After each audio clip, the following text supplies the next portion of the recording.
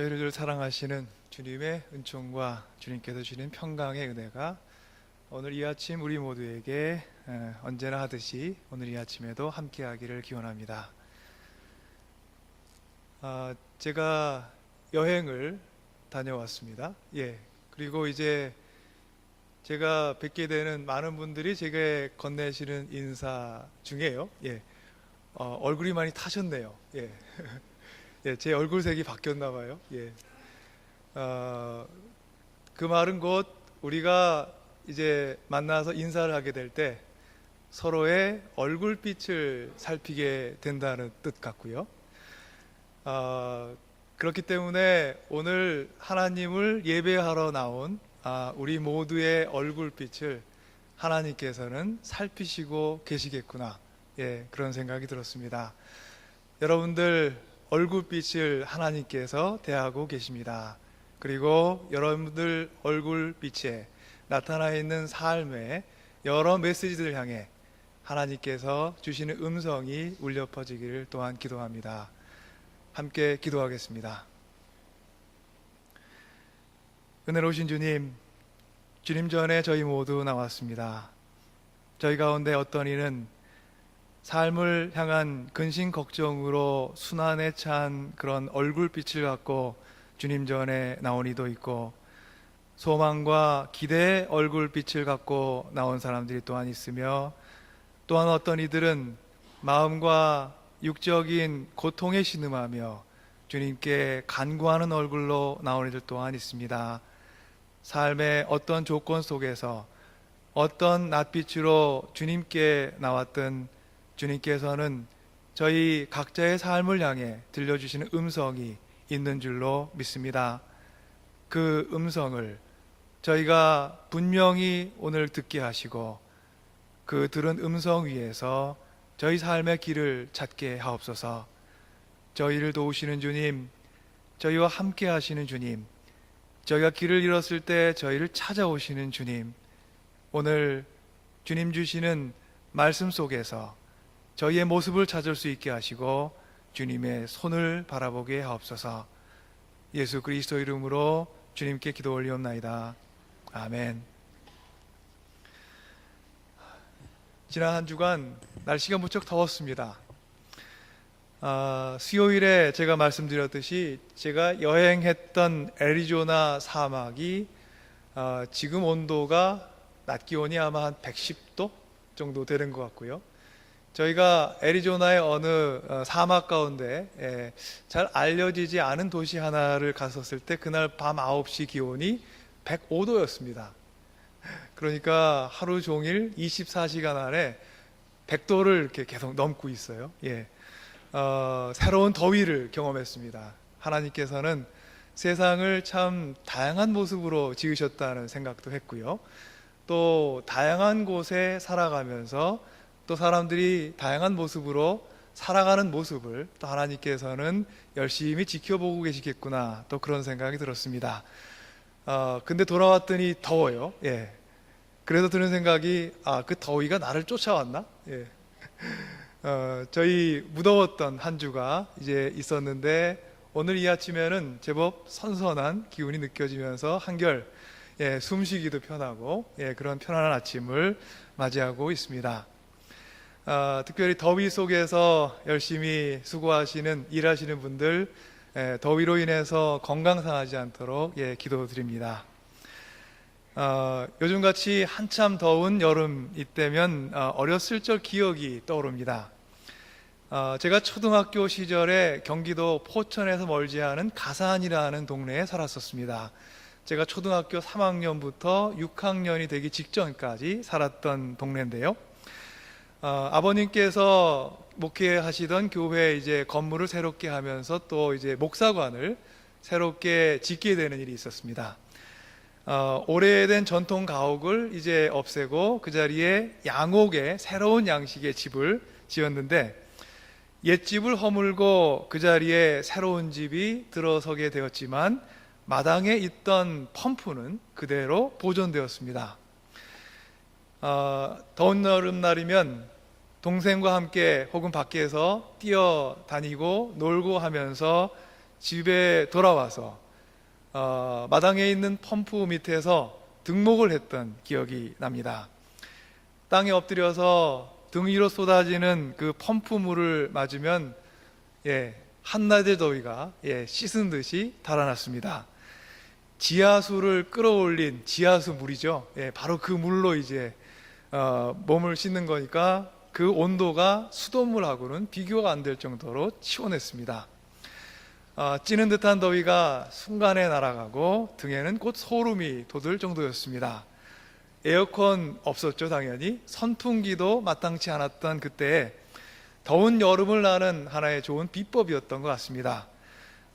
그런 기억 때문인지 몰라도요, 어린 시절을 돌이켜보면은 저의 어린 시절 그 여름이 그렇게 더웠다는 기억이 많지 않습니다. 시원했던 것 같습니다.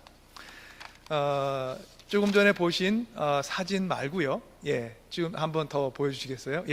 그 전 사진은 보통 이제 저희가 볼 수 있는 한 30년 혹은 40년 전만 해도 꽤 많이 있었던 그런 펌프 같은데요.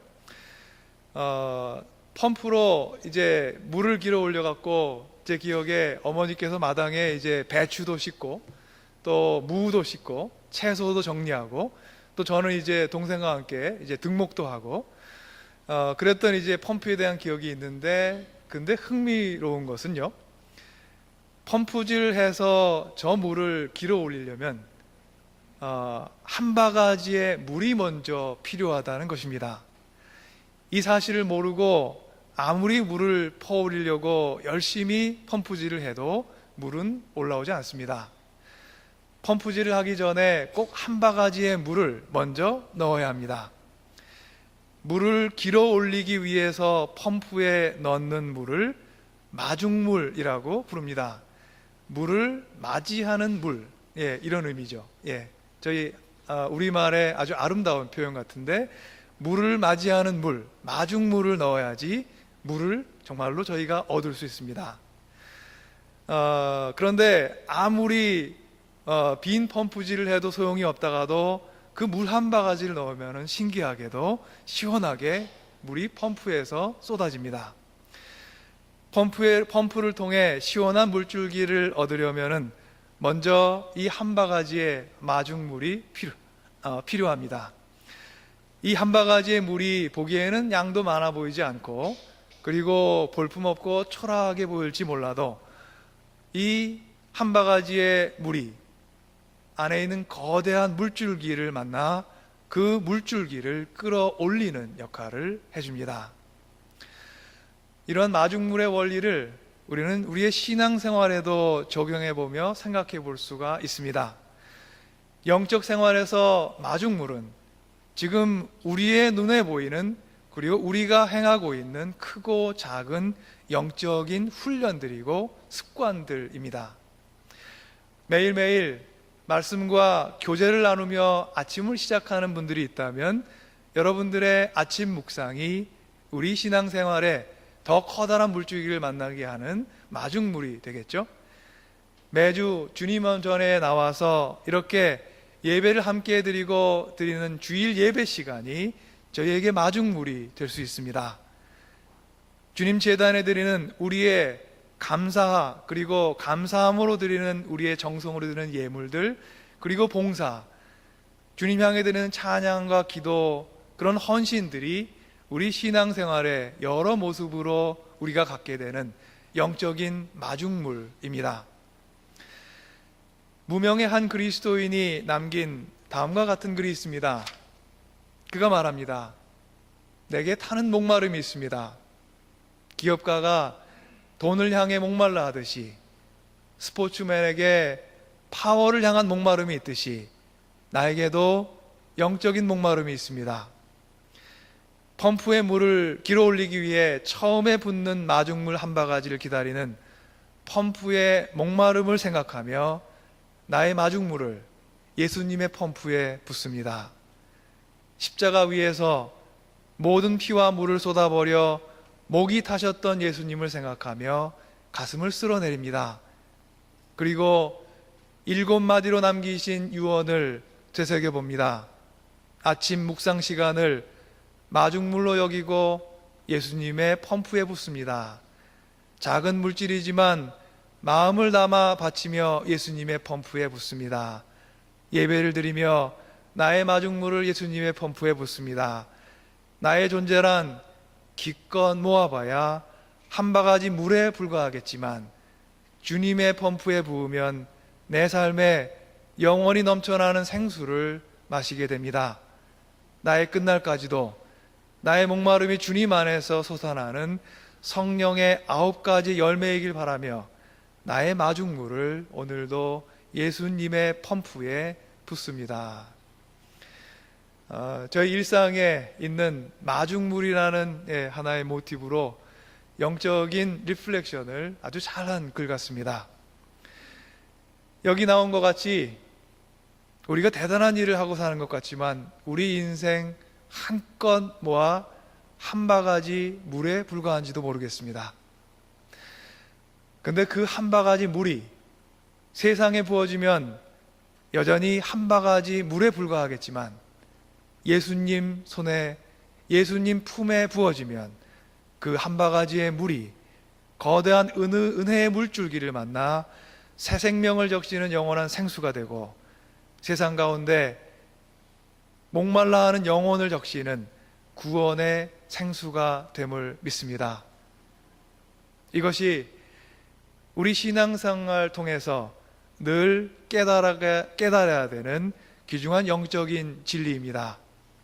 우리 인생이 길어내는 한 바가지의 마중물이 예수님이라는 신비한 펌프에 부어질 때 우리의 인생은 거대한 물줄기로 변해서 세상의 구석구석을 적시는 생명의 생수가 됨을 믿습니다. 오늘 저희가 묵상한 말씀, 히브리서 성서 말씀 중에서 우리가 잘 알고 있는 야곱을 만납니다. 야곱, 그가 형 에서로부터 도망하여 사막을 방황하다가 돌을 베어 돌을 베개 삼아서 잠이 들었습니다. 그는 부엘셀바와 하란 사이에 있는 어떤 곳에 잠이 들었다고 성서는 우리에게 얘기해 주고 있습니다. 그 어떤 곳, 그곳에 잠든 사이 하나님께서 그 사자를 거느리고 야곱을 찾아오셨습니다. 하나님께서는 야곱을 복된 손길로 끌어안으시며 그에게 언약을 주십니다. 그에게 땅을 주시겠다고 약속하시고 땅의 티끌같이 많은 자손을 주시겠다고도 약속하시고 그와 그의 자손으로 인해서 많은 땅의 백성들이 복을 함께 누릴 것이라고 또한 커다란 약속을 주셨습니다. 이 복된 말씀과 함께 하나님께서는 그에게 얘기하십니다. 내가 너와 함께 있어서 내가 어디로 가든지 너를 지켜주며 내가 너를 다시 이 땅으로 데려오겠다. 내가 너에게 약속한 것을 다 이루기까지 내가 너를 떠나지 않겠다. 복된 말씀과 언약의 말씀을 들은 야곱이 잠에서 깨어났습니다. 그리고 그가 자기 스스로에게 이렇게 얘기합니다. 주님께서 분명히 여기 계셨는데도 내가 미처 그것을 몰랐구나. 그는 이제 두려워하면서 중얼거렸습니다. 이 얼마나 두려운 곳인가. 이곳은 다름 아닌 하나님의 집이다. 여기가 바로 하늘로 들어가는 문이다. 야곱은 우리가 잘 알듯이 내일을 향해 부지런히 쉼없이 분주하게 뛰어가기만 하던 사람이었습니다. 그는 지금 곧 현재를 은밀할 여유도 또 그렇게 하며 살아갈 방법도 찾지 않았던, 그래서 그런 방법을 모르던 그런 사람입니다.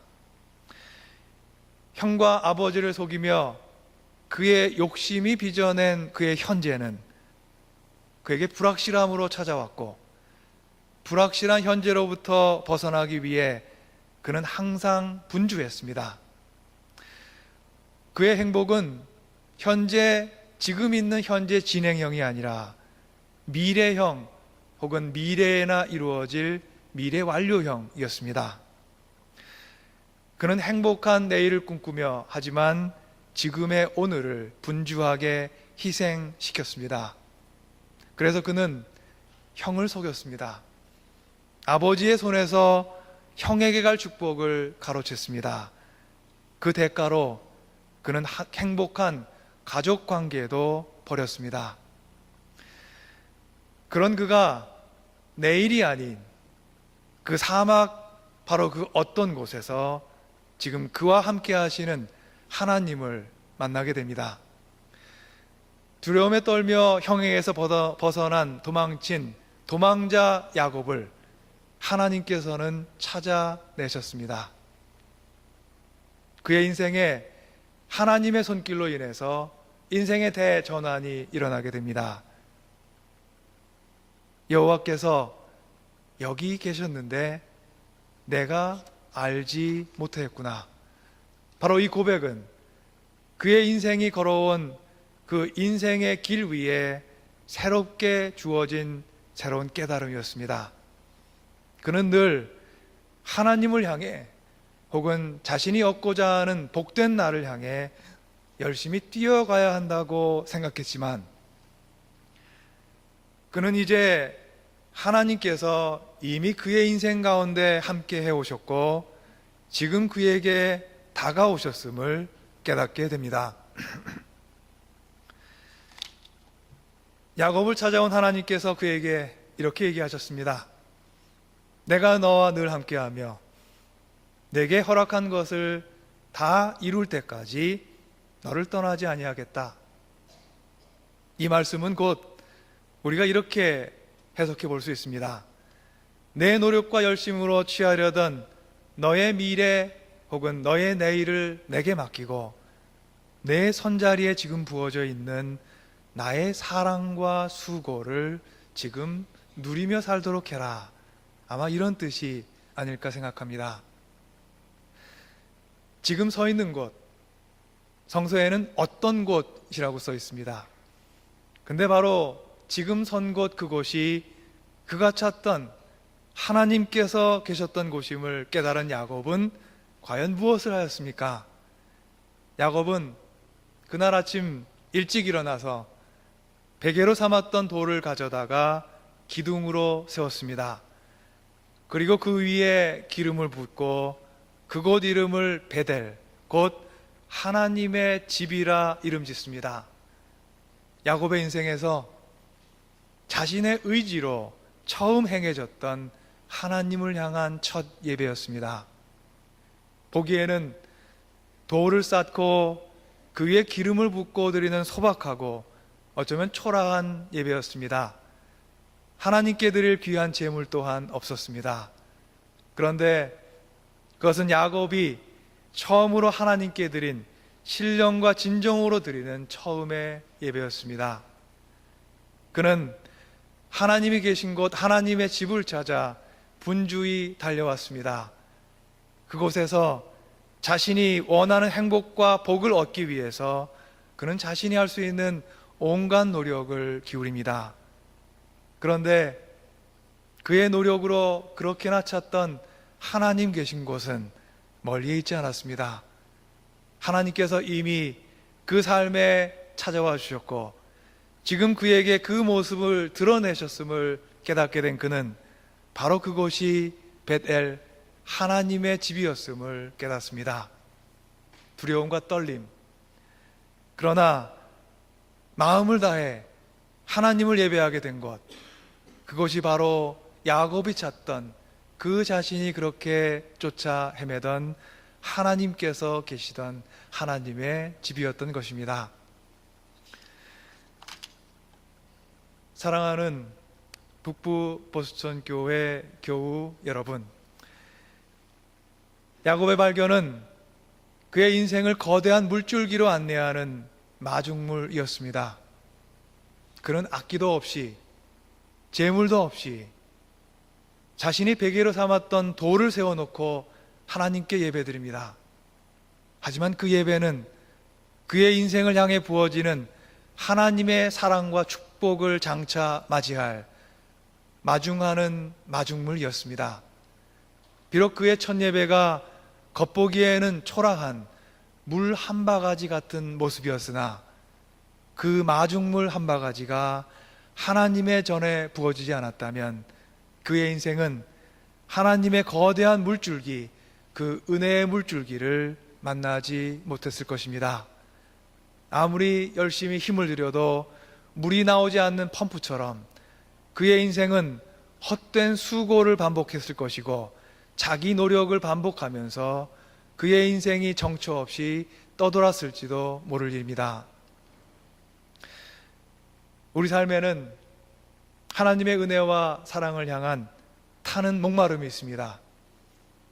하나님께서 우리 삶에 허락하신 언약의 성취와 축복을 간절히 바라고 그것을 기다리는 애타는 목마름이 있습니다.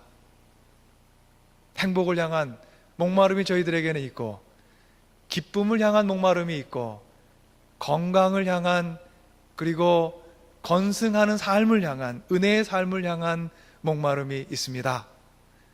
삶에서 이러한 목마름을 해소하기 위해서 우리는 부지런히 우리의 인생을 펌프질합니다.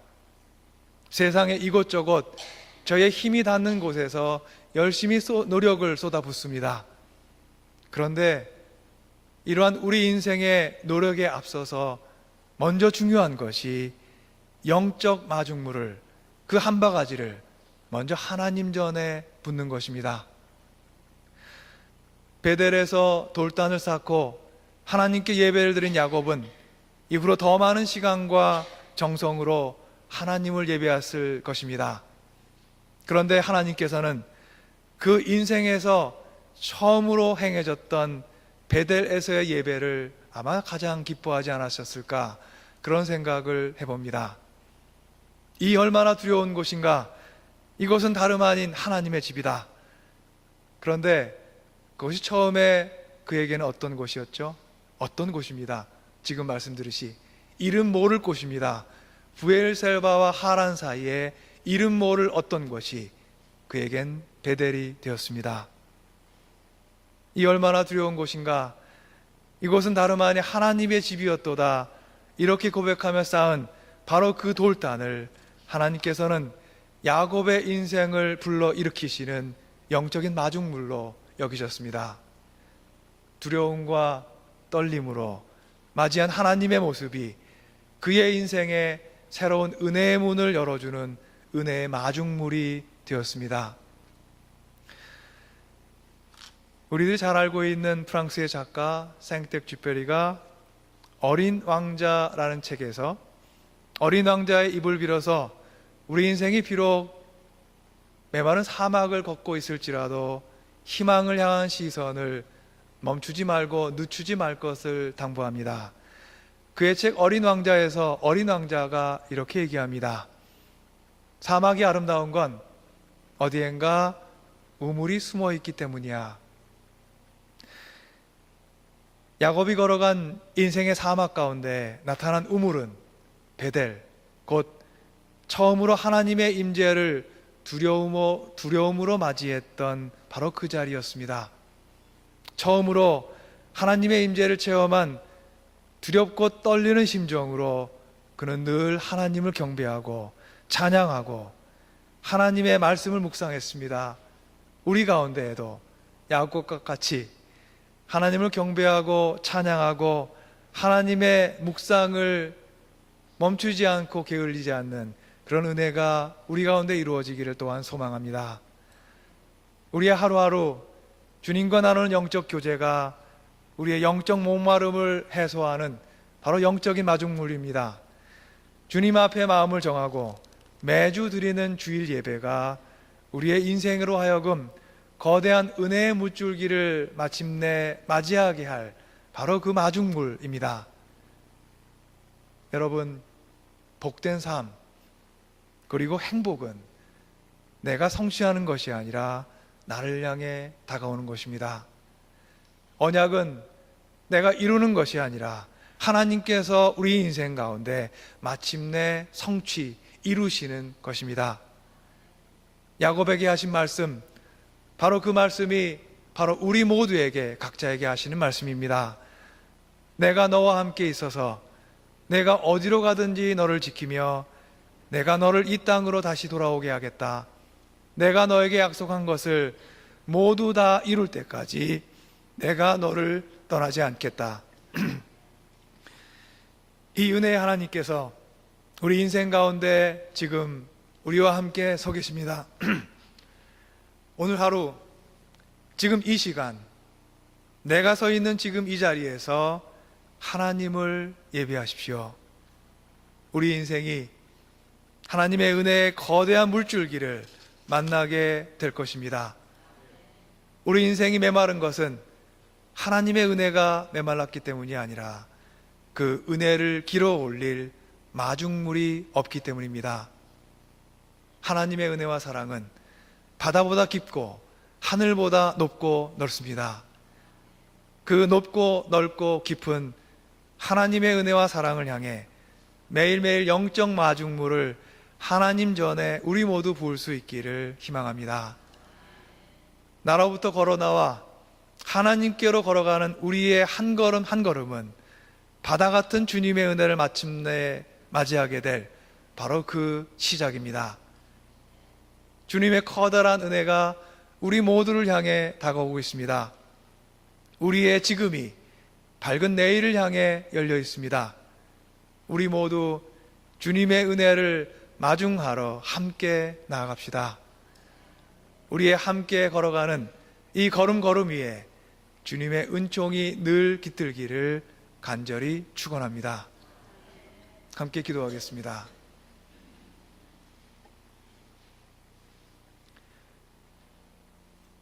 복의 근원 되시는 하나님, 우리 인생 통해 행복을 얻고자 하는 욕심만 앞세우고 매일매일 저희의 주어진 하루 가운데 주님의 은혜를 마중하는 일에 게을렀음을 이 시간 함께 고백합니다. 작은 샘이 강을 거쳐 커다란 바다에 이르듯 저희 삶 가운데 드리는 작은 예배, 헌신, 기도, 찬양이 주님의 은혜의 바다에 온전히 이르기를 간절히 소원합니다. 야곱이 돌단을 쌓는 그 마음으로 주님을 예배하게 하시고 주님의 임재를 경험하며 느꼈던 두렵고 떨리는 마음으로 늘 주님을 경외하며 살게 하옵소서.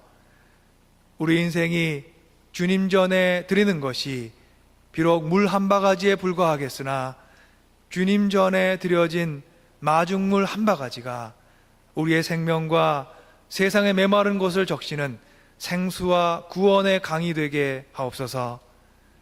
예수 그리스도 이름으로 주님께 기도 올리옵나이다. 아멘.